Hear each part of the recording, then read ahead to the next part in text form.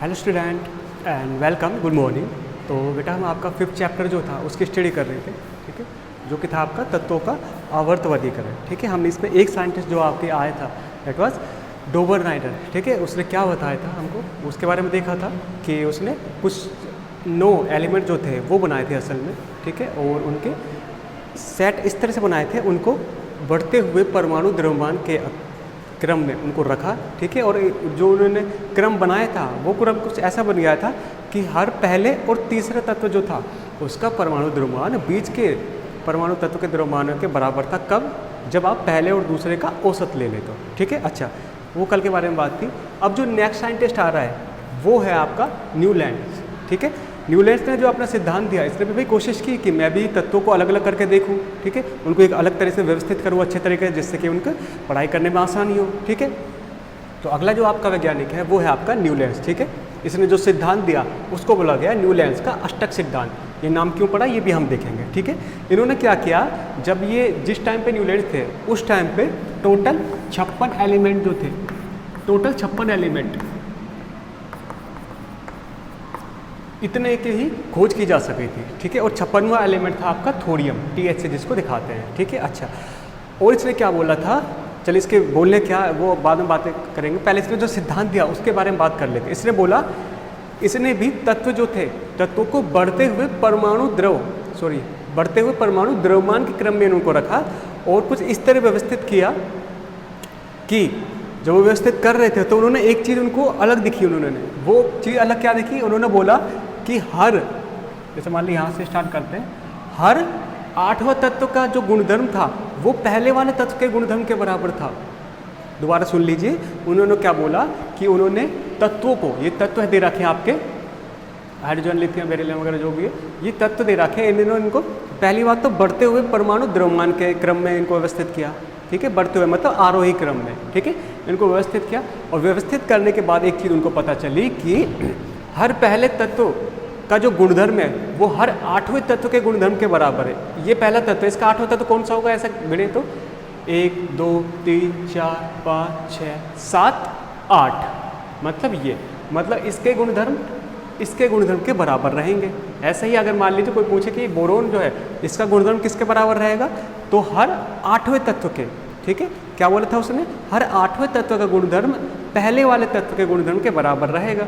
इसका 8वां तत्व कौन सा रहेगा, 1 2 3 4 5 6 7 8, इसका 8वां तत्व ये है, मतलब कि एल्यूमिनियम, मतलब बोरोन के गुणधर्म एल्यूमिनियम का गुणधर्म से मिलेंगे। ठीक है, तो उन्होंने इस तरह से व्यवस्थित कर लिया और उन्होंने बोला पूरी की पूरी जो टेबल है उन्होंने बना कर दी, उस टेबल में इनको कहीं पर भी लगा के देख लो आप। ठीक है, हर 8वें तत्व का जो गुणधर्म है वो पहले वाले तत्व के गुणधर्म के बराबर था। ठीक है, ऐसे मान लीजिए कोई सोडियम का पूछे कि बताओ जी सोडियम के गुणधर्म किससे मिलते हैं, तो बोलोगे सोडियम से आगे आप 8वां तत्व जो है उससे मिलेंगे। सोडियम से आगे 8वां तत्व कौन सा है, गिन लो इससे, 1 2 3 4 5 6 7 8, मतलब इसके नीचे वाला। तो आप देख रहे हो जो भी इसके नीचे वाले तत्व है, जो भी एक तत्व के नीचे लिखे गए, उन सभी के गुणधर्म एक दूसरे से मिल रहे हैं। ठीक है, इस तरह उन्होंने एक टेबल बना के आपको दे दी, सारणी बनाकर आपको दे दी। अच्छा, ठीक है, अब बात आती है कि सर ठीक है उन्होंने बताया गुणधर्म मिलेंगे, तो जिससे हम कि अगर मान लीजिए फ्लोरीन F, इसके गुणधर्म देख रहे हैं तो हाइड्रोजन के गुणधर्म इससे मिलेंगे, तो हम थोड़ा पता लगा सकते हैं, अंदाज़ा लगा सकते हैं कि क्या क्या गुणधर्म इनसे मिल रहे हैं। ठीक है, अच्छी बात है। इसने टोटल 56 तत्व जो थे उनको उन्होंने व्यवस्थित कर दिया था, ये भी और अच्छी बात है। ठीक है, तो कुल मिला के इनके अकॉर्डिंग इसने एक अच्छी सारणी हमको दे दी है, जिससे कि 56 तत्व जो है उनको अच्छी तरह हम व्यवस्थित करके उनकी जो पढ़ाई है उनको अध्ययन उनको कर सकते हैं। ठीक है, ये तो बोला था इन्होंने सिद्धांत पे। अब बात आती है कि इन्होंने अष्टक सिद्धांत क्यों बोला। इन्होंने बोला जैसे कि संगीत में 7 स्वर होते हैं और 8वां स्वर कौन सा होता है, जो पहला स्वर होता है। जैसे कि संगीत में होता है आपका सा रे गा मा पा धा नी, और फिर क्या आता है दोबारा सा। ठीक है, ऐसा ही आता है, सा रे गा मा पा धा नी सा। अच्छा, अब जो ये सा आया है ये कौन सा तत्व है असल में, ये जो 8वें नंबर पे जो तत्व आया ये असल में वही तो है जो पहले नंबर पे आया था, सा सा सा। ठीक है, तो उसने बोला था कि जैसे संगीत में हर 8वां स्वर पहले वाले स्वर को रिपीट करता है, उसको दोहराता है, जैसे कि सा रे ग म प ध नि सा, 8वें तत्व पे वही आ गया। ठीक है, फिर दोबारा वही चल जाता है सा रे ग म और आगे तक इसके स्वर चलते हैं, ठीक है। ये संगीत जो है उसके नोट्स होते हैं, ठीक है, 7 जो भी आपने स्वर सुने हैं। ये सारे गामा जो कॉन्सेप्ट है ये हमारे जो इंडिया का वो है, भारत के जो भी संगीत है उसमें ये चलते हैं, और आपका जो फॉरेन कंट्री है उसमें ये जो नोट्स है वो ये चलते हैं, डो रे मी फा सो ला टी, ठीक है। हमको याद नहीं रखने, बस आपको एक आइडिया देने के लिए, ठीक है। तो जैसे संगीत में हर 8वां तत्व एक दूसरे को दोहरा रहा है अपने गुणधर्म को, ऐसा ही उन्होंने बोला कि ये जो तत्व होते हैं असल में, ये तत्व भी हर 8वां जो तत्व है उसी की तरह उनको दोहरा रहा है, ठीक है। जैसे संगीत में दोहरा रहा है 8वां तत्व, ऐसे ही विज्ञान में भी हर 8वां तत्व एक दूसरे के गुणधर्म को दोहरा रहा है, ठीक है। तो ये 8 होते हैं, तो इसी के बेस पे इसलिए नाम दे दिया इनको अष्टक सिद्धांत, ठीक है। जैसे संगीत में 8वां तत्व एक दूसरे को दोहरा रहा है, ऐसे ही विज्ञान में हर 8वां तत्व एक दूसरे को दोहरा रहा है, ठीक है। अच्छा, ये तो बात हो गई इनकी बड़ाई हो गई साहब, कि इतनी सारी टेबल बना के दे दी, ये बना कर दे दिया, वो दिया, 56 तत्व रख दिए। अब बात करते हैं कि ये फेल कहाँ पे हुए, ठीक है, क्या क्या कमी थी इनकी। सबसे पहली कमी तो थी इनमें ईगो कुछ ज़्यादा ही आगे थी, जैसे कि अहंकार या फिर ईगो कुछ भी बोल ली थी। इन्होंने बोला कि आपकी जो प्रकृति है, प्रकृति में टोटल 56 तत्व ही खोजे जा सकते हैं, इससे ज़्यादा तत्व होते ही नहीं है। ये इन्होंने स्ट्रिक्टली बिल्कुल जोड़ लेके ये बात बोली, प्रकृति में 56 तत्व होते हैं। लेकिन कुछ टाइम बाद ही वो जीवित थे, तब भी कुछ टाइम बाद नए तत्वों की खोज हो पाई, और ये चीज़ पूरी तरह से फेल हो गई, पूरी तरह से वहीं पर धराशायी हो गई कि 56 तत्व ही होते हैं। एक कमी तो इनको ये थी।